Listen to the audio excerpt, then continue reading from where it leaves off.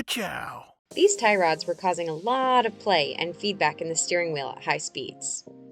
Start by spraying the outer tie rod lock nut with penetrating spray. Count or mark the threads so you know where the lock nut was to compare it with the new part. Use 2 wrenches to hold the outer tie rod in the flat spot and the lock nut turns right. These 2 wrenches are 19 and 21.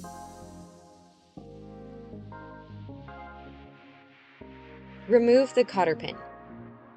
The castle nut could be a variety of sizes if it's been replaced before because aftermarket components have different sized nuts. This one is a 17mm. Use a tie rod end removal tool to break the tie rod free of the spindle. You can expect a loud pop. Pull the tie rod out of the spindle. You can see how floppy the inner tie rod is on this car. Remove the outer tie rod by untwisting it. Remove the lock nut.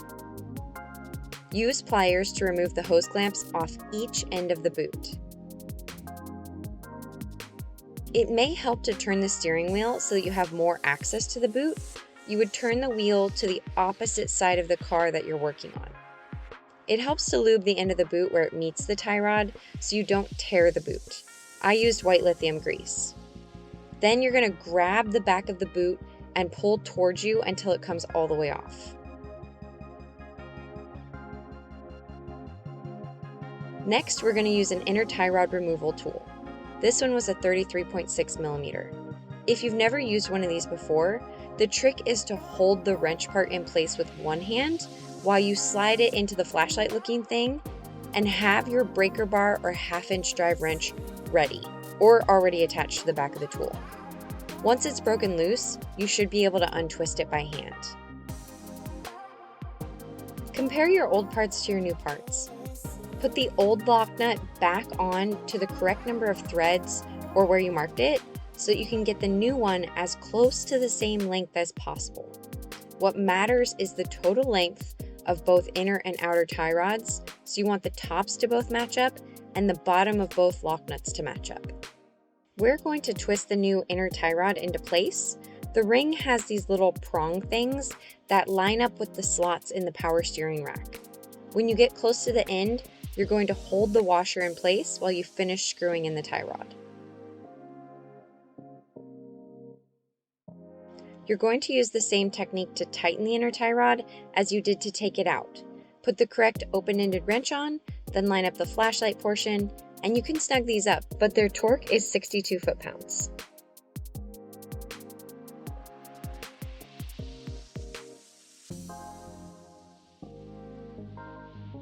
Slide the boot back on.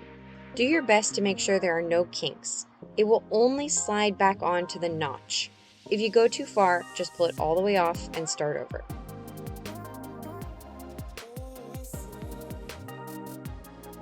Put the hose clamps back on. For the inner side of the boot, I used a nice industrial zip tie. Then put the outer hose clamp back on.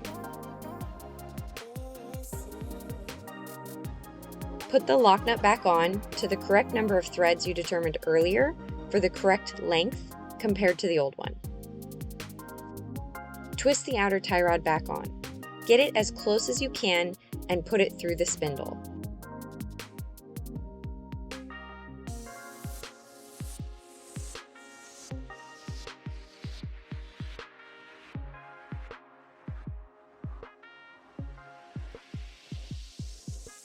Put the castle nut back on and torque it to 36 foot-pounds. If the holes don't line up for the castle nut, you can go a little tighter to make the holes line up for a cotter pin to go through.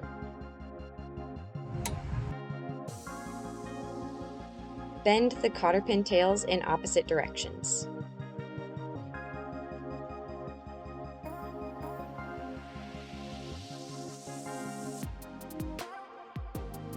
You're going to tighten the lock nut until it's snug so that you can make it to the alignment shop. The nut goes to your left as you're facing it.